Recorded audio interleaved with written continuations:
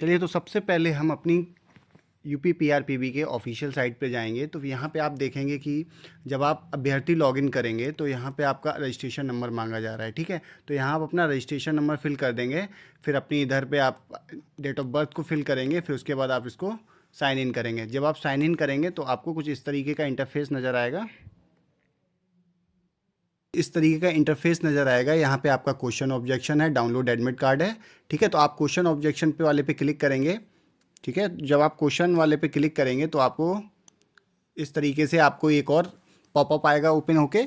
इसमें आपको देखिएगा, यहाँ पे बोला गया है कि आपको प्रश्न पत्र संख्या लिखनी है, ठीक है।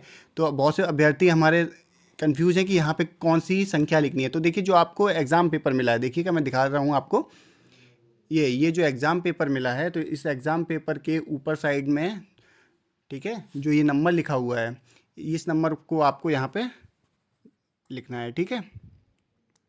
तो हम यहाँ पे वही नंबर लिखते हैं, फिर देखते हैं आगे कहाँ पे पहुँचते हैं हम लोग।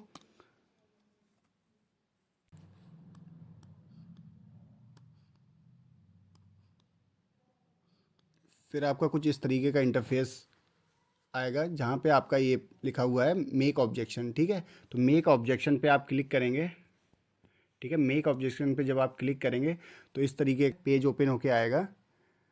जब आप उस पर क्लिक करेंगे तो आप एक इस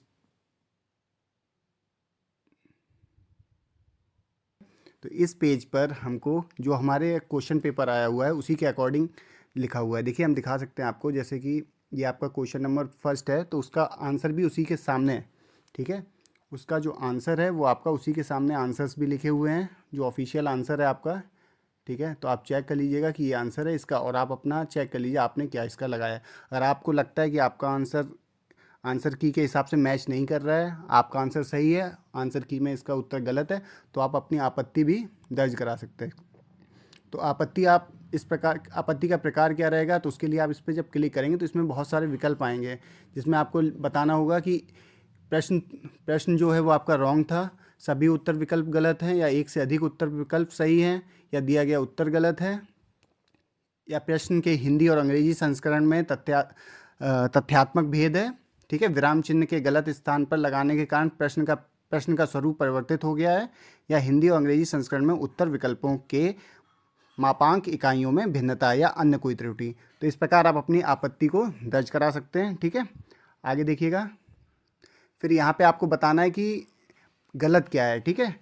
यहाँ पे आपको बताना है कि गलत क्या है इस जगह पे, ठीक है। जो आपकी गलत है उस गलत को बताइए। फिर लास्ट में आप अपना कोई भी रेफरेंस डॉक्यूमेंट, ठीक है, जो जो भी रेफरेंस डॉक्यूमेंट है, तो आप अपना रेफरेंस जो भी डॉक्यूमेंट है वो आप अपना यहाँ पे फाइल, उसकी फाइल को यहाँ पे सेव करके आप अपना ऑब्जेक्शन सबमिट कर सकते हैं, ठीक है।